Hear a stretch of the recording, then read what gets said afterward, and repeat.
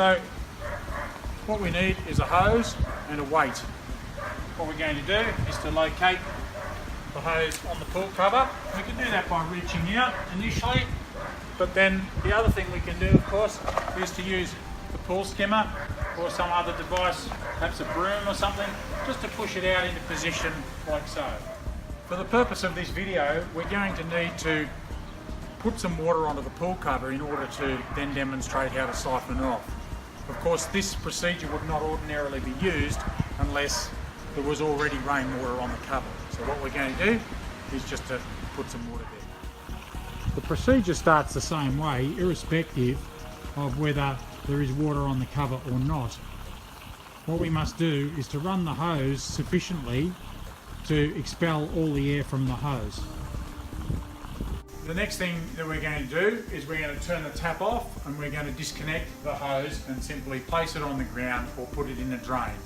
It is important that the point where we locate the hose is below the level of the pool. So I've turned the tap off, I disconnect the hose, and then simply by placing the hose on the ground, you will see, it's disobeying me a little bit there, but you will see that's the water running back off the pool cover. Now, ideally, we could place it in a drain in order to prevent wetting up the pavement.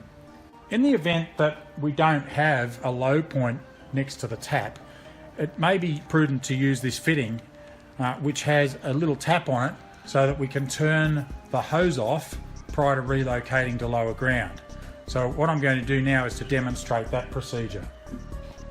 So now what we have is the revised hose fitting which has the tap. So the procedure starts out exactly the same. What we're going to do with the tap open, that is in line with the tube, we're going to connect it to the tap, and we're going to allow the water to flow onto the cover initially in order to expel all the air from the hose. Once that's been achieved, which I think it's been achieved, once that's been achieved, we're now going to turn the little switch tap off on the hose fitting to the off position. Then after that we'll turn the hose off, and then what we need to do is we need to disconnect this and relocate it to lower ground. So the tap being closed is holding the water in the tube and it's not allowing it to go elsewhere. What I do is I relocate the hose, in this case to a gully trap at a lower position, and by turning the tap on, that will be the water now running off the cover. And if that takes a period of time, there's no big deal. It's running quite freely, and it will continue to run until the water has been removed from the cover.